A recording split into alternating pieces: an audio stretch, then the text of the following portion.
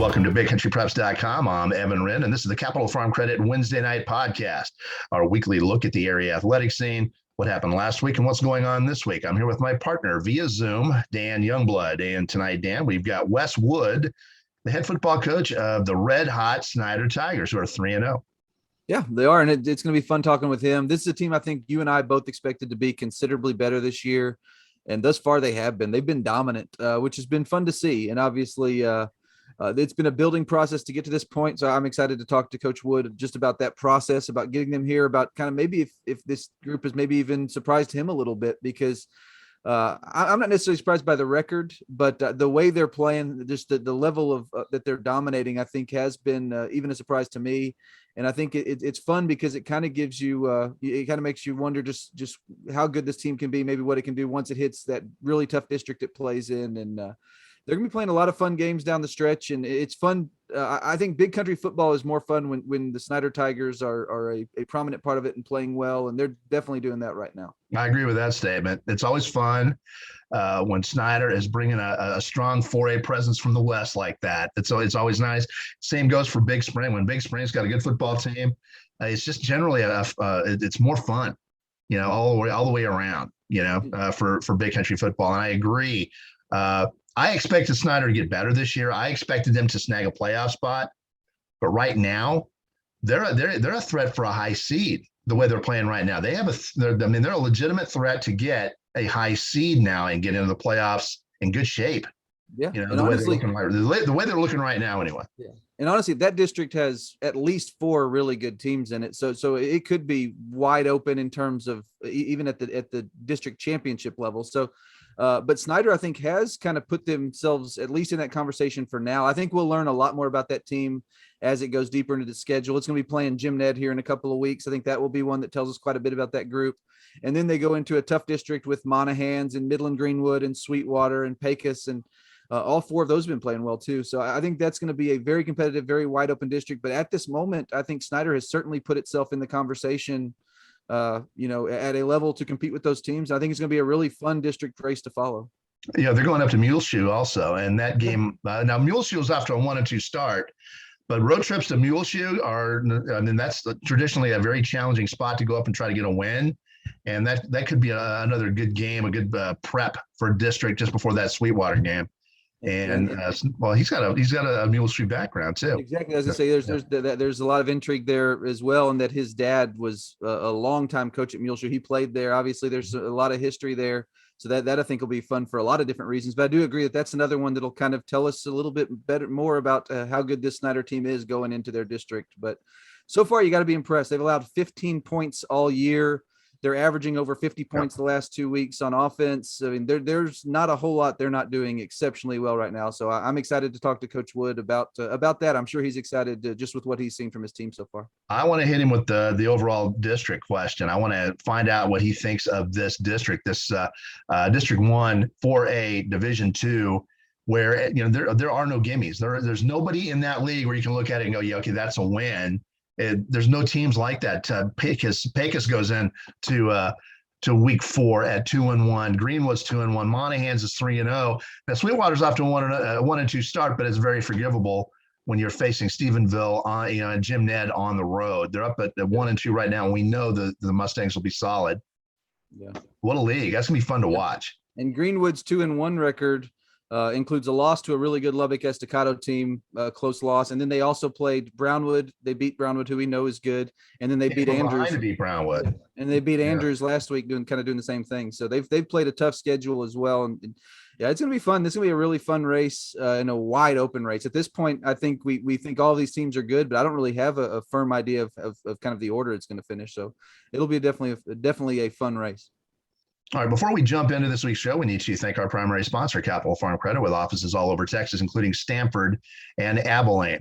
Buy your own slice of Texas with Capital Farm Credit. Together, we're better. And before we bring Coach Wood onto the show, we want to talk about what went on last week. Our Big Country Preps game of the week was to be Coleman at Brady, and that was a matchup that both you and I were looking forward to, just as a measuring stick for both programs. They're both off to 2-0 starts. And we wanted to see what they were bringing to the table, and they were going to actually show us, with a head-to-head matchup, Didn't happen. COVID hit down in Brady. They had to cancel out. So we went to Cross Plains and Haskell as our game of the week instead. And that was also an entertaining ball game. But still, it would have been nice to see that matchup between Brady and Coleman to see what those guys are bringing to the table firsthand. Yeah, I agree completely. Unfortunately, the Coleman football program has been kind of a Greek tragedy the last 2 years, having their season cut short last year, and then this year having what I think would have been a really big and good test for them wiped out. This time it didn't involve their programs. So that was good, but still, I think that would have been a good measuring stick game for both teams. But Coleman will be fine. They're going to get things back on track and get to play the rest of their schedule. And I'm excited about this Coleman team. I think it's going to be very good. And frankly, I'm excited about Brady as well. It's a shame we didn't get to see those two play. But at the same time, like you said, the Haskell Cross Plains game was an entertaining one as well. So I was glad we were able to get out to that one. All right. Now you saw a pretty good ball game locally, Wiley and Cooper rallying to beat Wiley. And Wiley's catching up with the 5A community. Wiley's competing at that level on a PL. A lot of people are trying to say they couldn't, and they did struggle for a year or two, but they're getting there. Yeah, it was a great game. Wiley led at halftime, 17-10. Had a little bit of a disastrous third quarter. Had several bad snaps. Give Cooper short fields that allowed Cooper to get up a couple of scores. But then they put together a great drive to pull it back within 6 and had the ball with less than 2 minutes left with a chance to go win the game and got across midfield, but that was all they could do. But it was a great game, a really fun game. And frankly, I think both those teams have a lot to be proud of right now because both those teams got off to really rough starts in their openers. These were kind of teams with some younger players playing key positions, and it took them some time to grow. And I'm not sure any teams grew more from week 1 to week 2 than both Wiley and Cooper.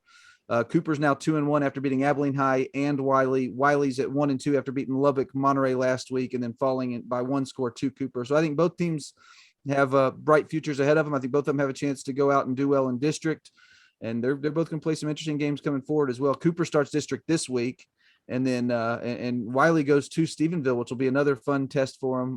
That's going to be another tough game for him as well. But yeah, locally it was a big week because you had that game, and then Abilene High came back and had a huge win over Vista Ridge out of Cedar Park. So they were down 2 scores late and were able to rally for their first win as well. So it was a big week locally. All 3 teams made really strong showings, and I think all of them probably gained some confidence through those games. All right, jumping out into the area, Dan. One of the ball games, maybe the top ball game in retrospect of the week last week. A lot of people were surprised. Cisco narrowly escaped a big upset by visiting Brackenridge. Brackenridge came into town to Chesley Field and almost got out of there with a win. Cisco needed overtime to beat them 28-27, and they needed a 2-point conversion in overtime to put the Buckaroos away. Yeah, no, I think that's a great sign for Brackenridge, which has already shown tremendous improvement over last year, just in what they've done to this point. Obviously, the record at 1-2 probably isn't what they want it to be, but they've played really well so far, and I think are definitely proving themselves to be a threat in that district. So that was a really big showing for them. A win would have been huge, but even taking this Cisco team to overtime, that's a big deal because this Cisco team is going to do a lot of special things this year. And I think this shows you what this Brackenridge team is capable of, particularly offensively. That was where they needed to improve, and they have definitely improved on that side of the football. I personally am not worried for Cisco because of this. I think it's important for people to remember that they are jumping 2 divisions to play these teams that they're playing. And they're really jumping up. They play Clyde, they play Wall, they played Brackenridge. Brackenridge is going to turn out to be a pretty good football team by season's end. They're going to turn out to be a pretty good ball club. Wall is going to be a solid ball club. They're jumping 2 divisions up to play these guys. So when Cisco gets down into their own division finally in Class 2A D1, they're going to be in a lot better shape if they can stay healthy. They are 3-0 right now. But once they get back down into their own level, we're going to see just how good this Cisco team is because they're really playing up a long way. 2 divisions quite a bit these days. Yeah, and honestly, I think it's a big deal for them. They've now won 2 overtime games. They've gone and been in these tight situations, pressure situations against good teams, and been able to win both of them. I think that's experience that will help them going forward as well. But And also, looking throughout the area, one other game I think is worth mentioning, and not necessarily for the game itself, but for the significance of the outcome. Sweetwater with a 47-20 win over Lakeview, which was the Mustangs' 700th win in program history. So a huge total there. It speaks to just the history that program has had. So congratulations to both the Sweetwater Mustangs and to Coach Russell Lucas. That was his first win as the Sweetwater Mustangs coach. So a really special night out there, and I think that's a sign of things to come. All right. As we said a moment ago, our Big Country Preps game of the week last week was Cross Plains 28 over Haskell 7. We used that as a replacement game when Coleman and Brady got canceled. Some interesting notes from that ball game. First off, Cade Purvis, the freshman quarterback of Cross Plains, and once he gains some experience and some physical maturity, this kid's going to be very good. Threw for well over 200 yards and a couple of scores, 3 scores over Haskell. And Haskell defensively is no pushover. And this freshman's out there and he's performing. He was coming off a rough outing at Goldthwaite when they got shut out there in his first start. And he's able to rebound and come back and beat Haskell with 3 touchdown passes at home. That bodes well. He's going to be, obviously he's a coach's son, Coach Daniel Purvis's son. And he's going to be a good one in the future once he's just given time to mature. And you kind of made the point that I was going to, is I think this was a really big just bounce back performance, because they did struggle in that game against Goldthwaite, getting shut out. So to be able to come back, bounce back against an improved Haskell team, get an impressive win, a comfortable win.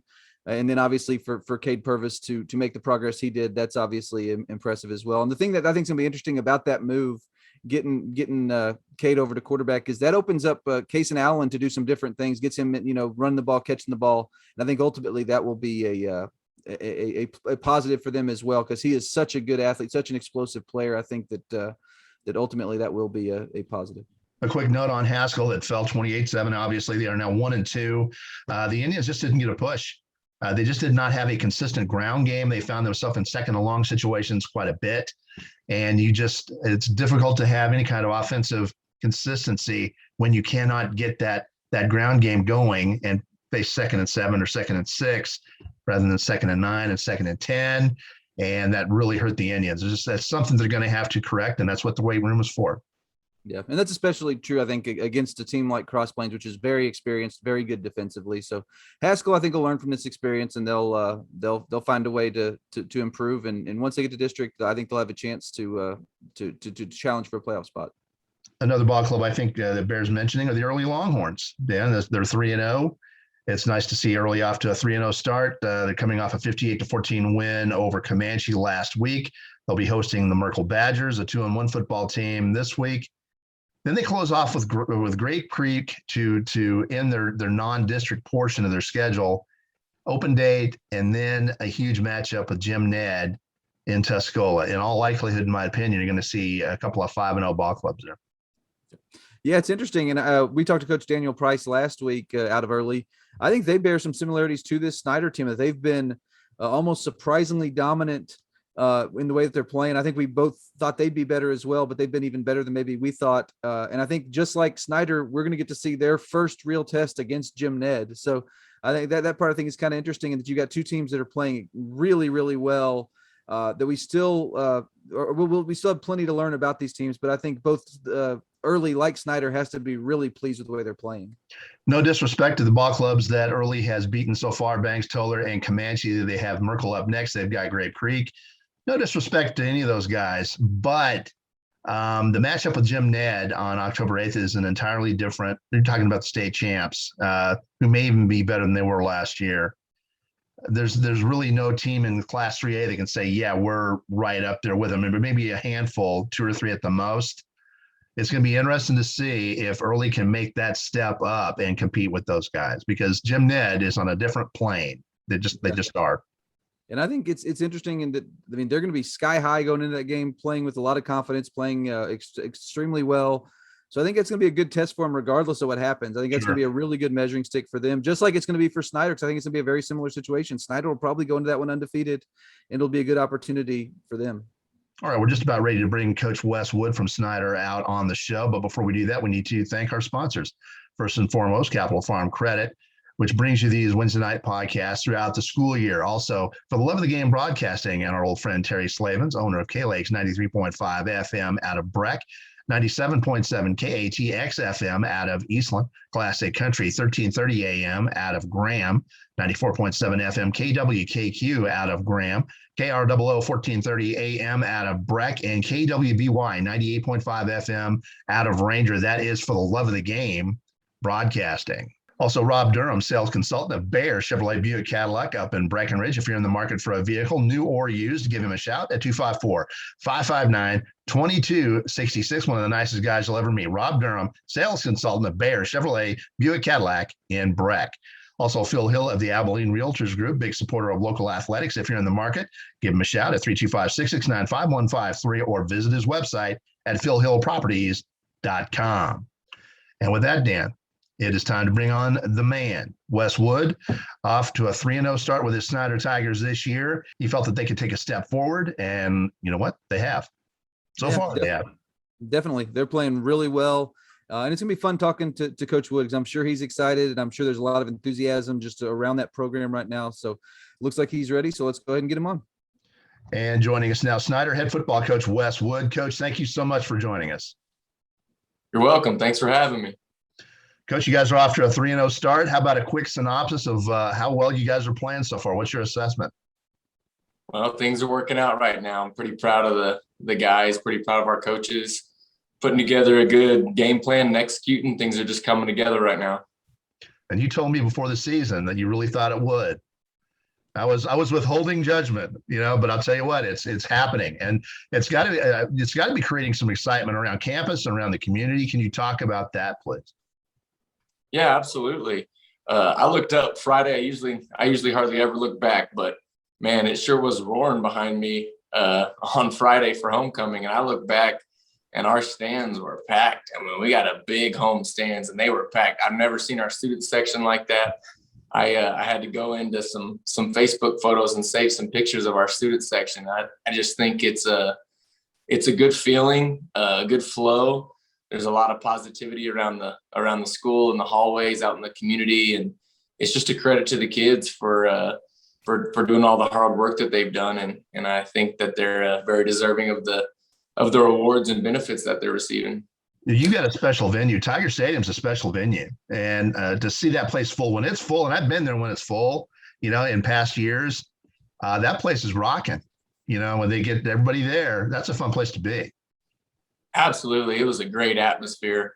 Obviously, we didn't know it was going to turn out like that against Lamesa, but man, the atmosphere was awesome. All day long, people were just rolling in, buying tickets from our secretary, and I was like, man, there might be a pretty good showing tonight. And so it was a great night for the Snyder Tigers.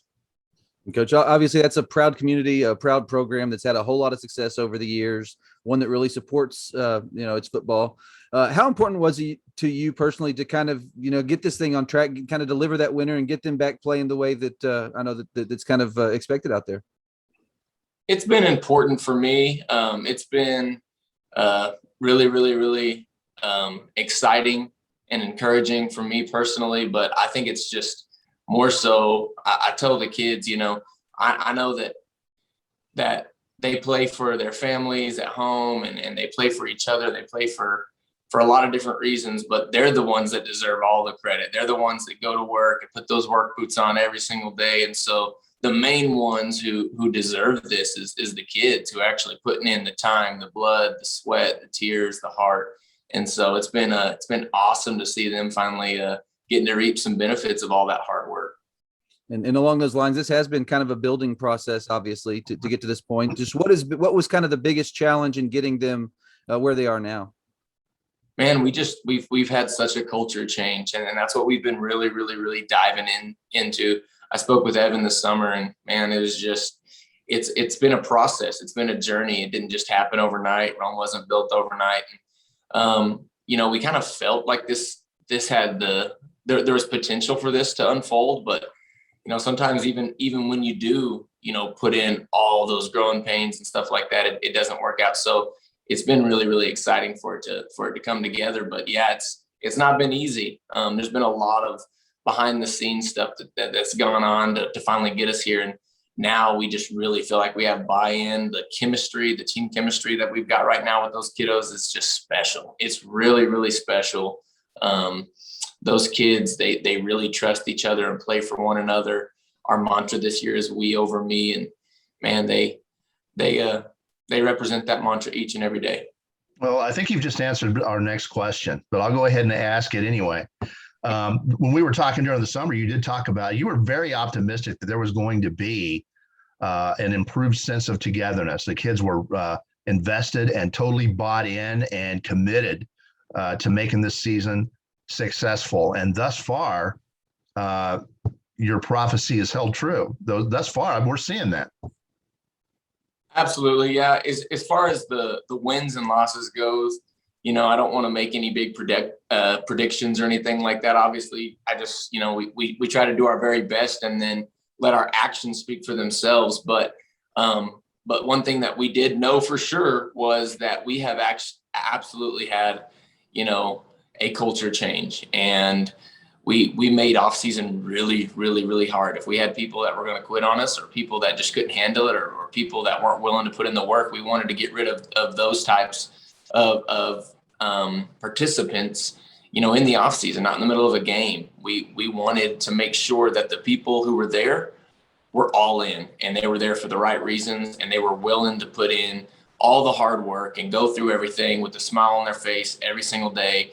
And we really feel like we've taken a big, big, big step in that direction. And so, how the first 3 weeks have unfolded for us, I'm only seeing that continue each and every single week. We're taking another step in that direction every single week. So hopefully it's kind of a snowball effect, and hopefully we can continue to improve each and every week.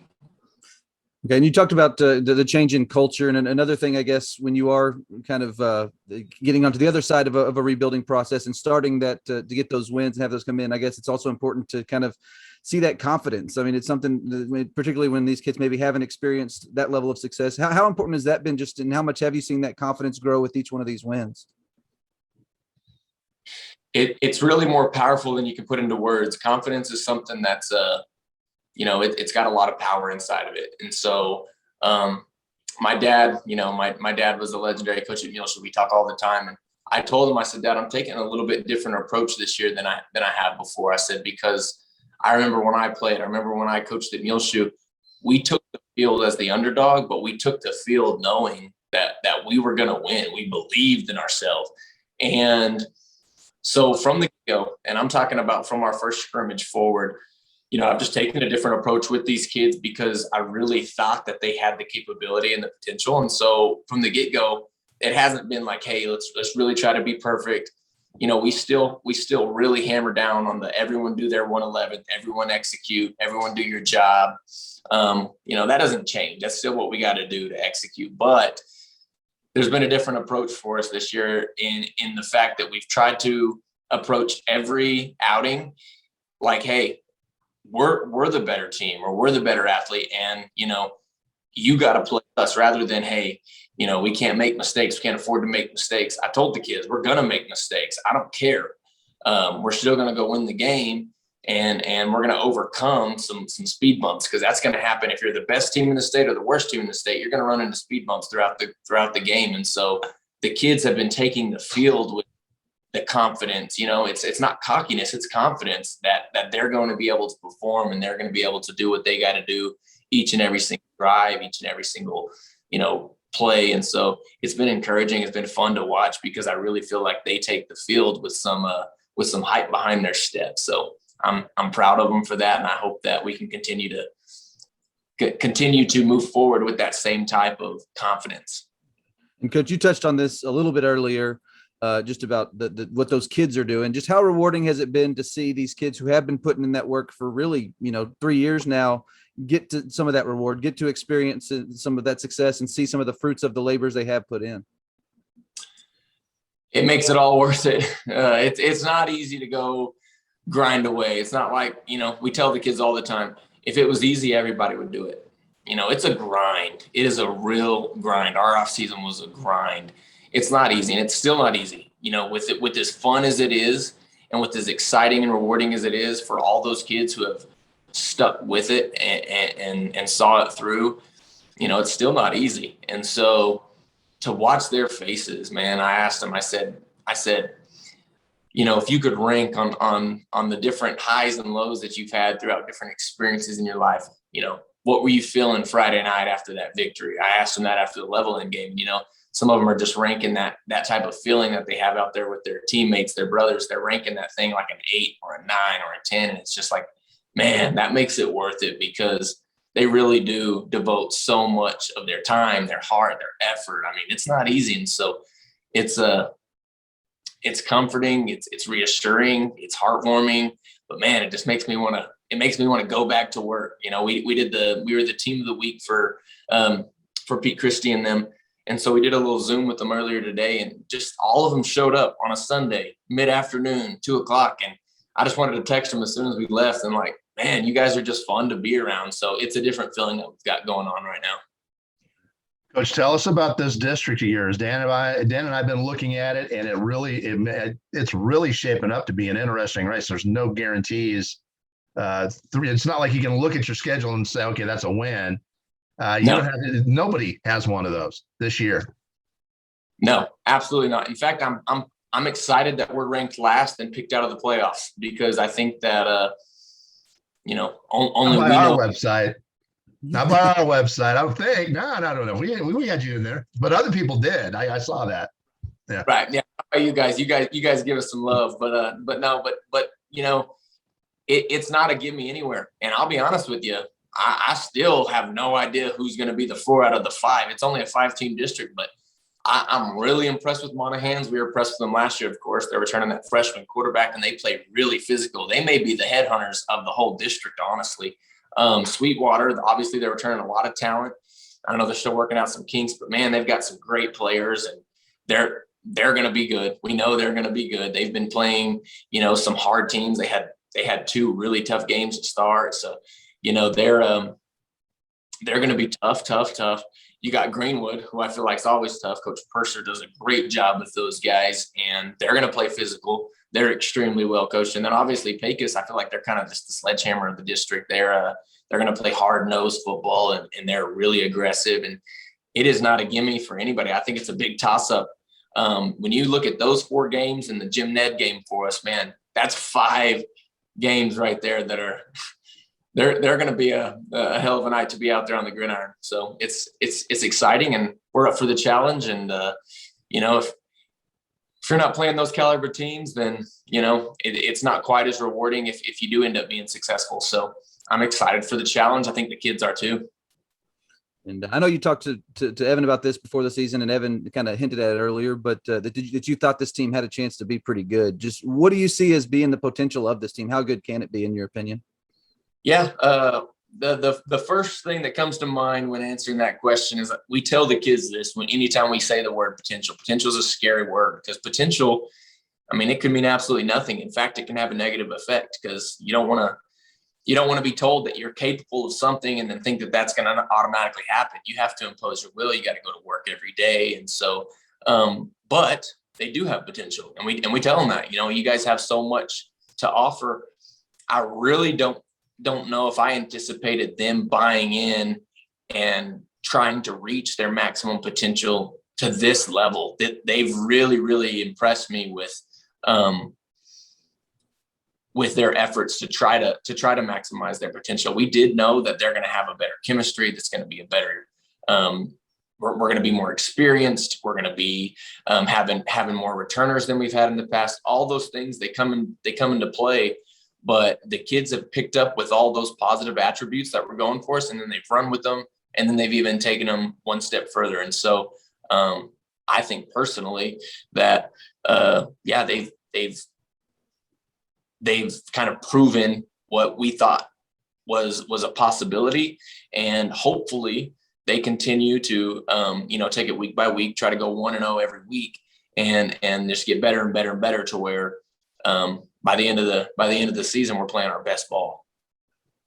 Coach Hunter Stewart came in to the season confident and really looking forward to this year. Everybody else was kind of just taking a wait and see attitude with him. He's only about 5'7", but so far he has delivered everything that you said that he would. And as a matter of fact, your skill personnel has played very well as you said they would.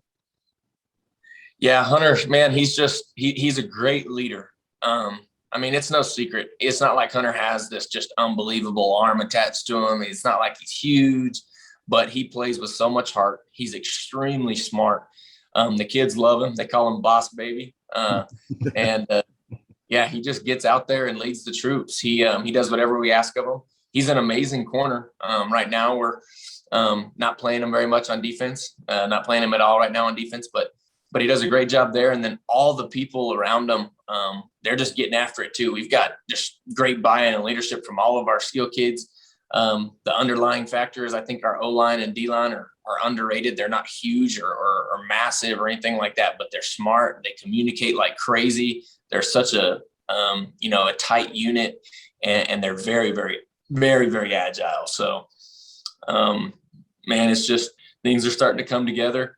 We're playing really selfless football. I think in our last game, 7 people scored. I think one person scored twice, but other than that, everybody else scored one time, just spreading out the football. It doesn't always work out like that.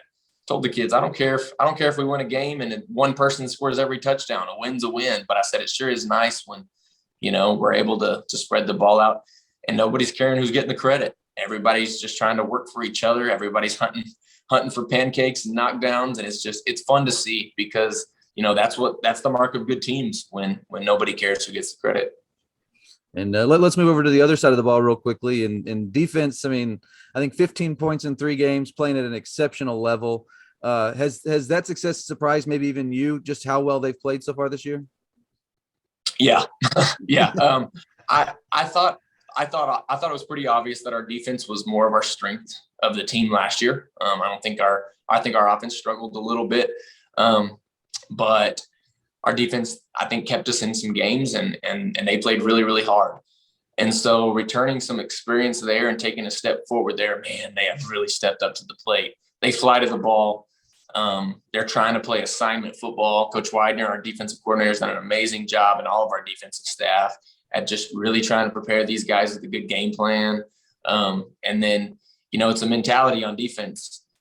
You can have all the scheme you want, but it's a relentless mentality that you have to play with. And we put a lot of stripes around the football every snap. And so they continue to do that, then, that's going to be a really good thing for the Snyder Tigers. They have definitely, I think, opened up some eyes. I think we're averaging five points a game right now. So, Coach, thank you so much for joining us. We appreciate it, and we'll be keeping a close eye on you guys the rest of the way. And I'm sure we will see you at some ball games in the very near future. I appreciate you guys reaching out, man. Thanks for all y'all do for everybody around here.